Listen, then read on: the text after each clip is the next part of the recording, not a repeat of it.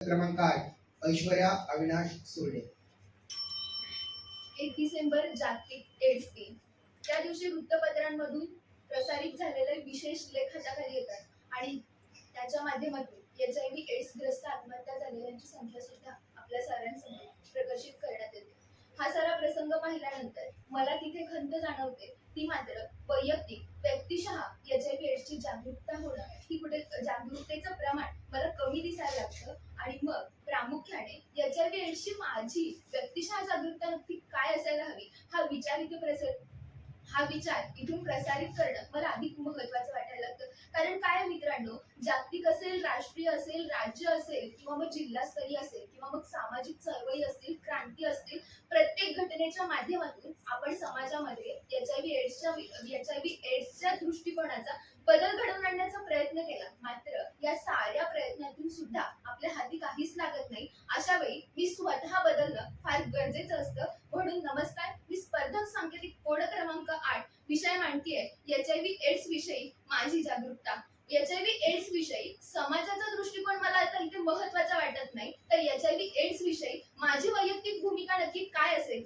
आणि मी कशा पद्धतीने जागरूक असायला हवी आणि जागरूक असणं म्हणजे नक्की काय, हा विचार मला इथे अधिक महत्वाचा वाटायला लागतो. कारण काय आहे, ज्या वेळी एक व्यक्ती आणि एक युवक म्हणून या समाजातून वावरत असते, त्यावेळी HIV एड्स हा गुपित ठेवला जाणारा विषय म्हणून माझ्या कानी पडायला लागतो. त्यावेळी एक व्यक्ती आणि युथ म्हणून मी या विषयावर हात घालणं आणि त्याविषयीची जागरूकता वाढवणं मला अधिक महत्वाचं वाटायला लागतं. मग HIV आणि एड्स यांच्यामध्ये फरक काय, तर किंचितसा फरक आहे असं मला सांगावंसं वाटतं. HIV ही सुरुवातीची परिस्थिती असते आणि एड्स म्हणजे याचा अंत आहे असं म्हणायला काहीच हरकत नाही. HIVच्या माध्यमातून HIVची लागण झाल्यानंतर आपली रोगप्रतिकारक शक्ती काही प्रमाणात कमी होते. मात्र HIV झालेल्या प्रत्येक व्यक्तीला एड्सची लागण होईल असं नाही. कारण HIV झालंय हे आपल्याला ज्यावेळी ठाऊक होतं, त्यावेळी आपण उपचार करून आरोग्य यंत्रणेच्या माध्यमातून एड्स पर्यंत पोहोचण्याचा आपला रस्ता तिथेच थांबवू सुद्धा शकतो. त्यामुळे HIV आणि एड्स यांच्यातील तफावत आपल्याला जाणून घेणं ही आपली सगळ्यात पहिली जागरूकता असेल. मग याच्या पुढे जाऊन ज्यावेळी आपण व्यक्तिशः विचार करायला लागतो ना, त्यावेळी मला असं वाटतं की HIV एड्स यांचा लॉंग फॉर्म समजून न घेता HIV एड्सची लागण नक्की कोणत्या माध्यमातून होते, मग त्याच्यावर मी उपचार कशा पद्धतीने घेऊ शकतो आणि उपचार घेतल्यानंतर HIV एड्स कोणत्या माध्यमातून त्याची लागण होते, त्या माध्यमातून प्रतिबंध मी कसा करू शकतो आणि या साऱ्यावर माझी भूमिका नक्की काय, जी या समाजासाठी हिताची असेल, ही झाली आपली व्यक्तिशः जागरूकता. आणि या दृष्टिकोनातून आपण विचार करणं अधिक महत्वाचं आहे. मग HIV एड्सची लागण नक्की कोणत्या माध्यमातून होते, तर सगळ्यात महत्वाचं कारण म्हणजे लैंगिक संबंध.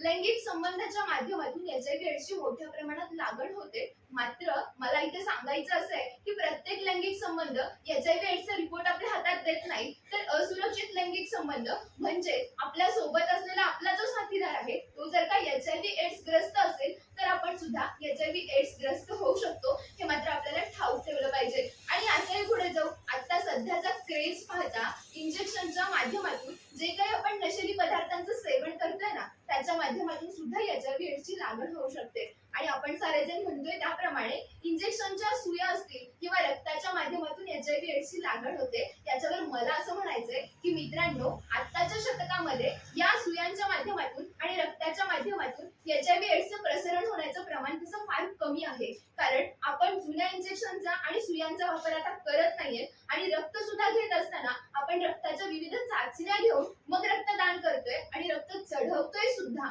म्हणून ही जागरूकता आपल्यामध्ये असायला हवी की प्रत्येक रक्त आणि प्रत्येक सिरिंज आपल्याला HIV एड्स ग्रस्त बनवू शकत नाही. मग याचाही पुढे जाऊन ज्यावेळी आपण विचार करायला लागतो, त्यावेळी एखादी आई जर का HIV एड्स ग्रस्त असेल, तर तिच्या पोटी जन्माला येणारं बाळ हे HIV एड्स ग्रस्त असेलच असं मुळीच नाही. कारण जर का त्या आईला ठाऊक झालं की आपण HIV एड्स ग्रस्त आहोत आणि त्या दृष्टिकोनातून तिने उपचार घेण्यास सुरुवात केली, तर नक्कीच तिचं बाळ HIV एड्स ग्रस्त जन्माला येण्यापासून अबाधित राहू शकतं. मग याचाही पुढे जाऊ, HIV एड्स ग्रस्त होण्याची ही सारी माध्यमं जरी असली, तर मित्रांनो याची लक्षणं नक्की काय आहेत, तर मला फक्त इथे इतकंच सांगायचंय की याचं कोणतंही ठराविक असं लक्षण नाही की म्हणजे जसं ताप आला म्हणजे व्हायरल आहे असं आपण म्हणू शकतो, त्या पद्धतीने HIV एड्स ग्रस्त एड्स होण्यासाठी आपण ठराविक असं कारण सांगू शकत नाही किंवा ठराविक असं कालावधी सुद्धा सांगू शकत नाही. मात्र प्रामुख्याने ज्या ज्यावेळी आपण सोशल माध्यमांचा आढावा घेतो किंवा मग यांसारख्या संस्था आपल्या समोर येऊन एचआयव्ही एड्सचे वैशिष्ट्य किंवा एचआयव्ही एड्स होण्याची कारणं सांगतात,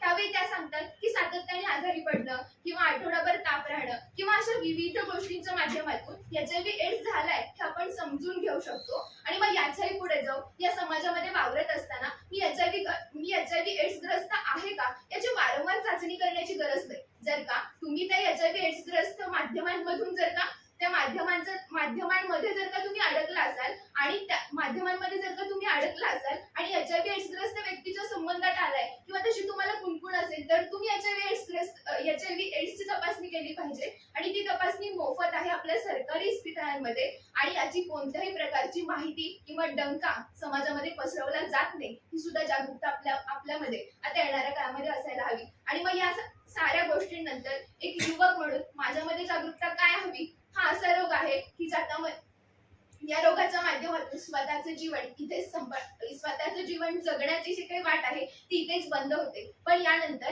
या एचआयव्ही एड्स रोगाची लागण झाल्यानंतर आपण कशा पद्धतीचं आयुष्य जगू शकतो किंवा समाजामध्ये परिवर्तन घडवून आणू शकतो यापेक्षा हा रोग इथेच थांबेल याची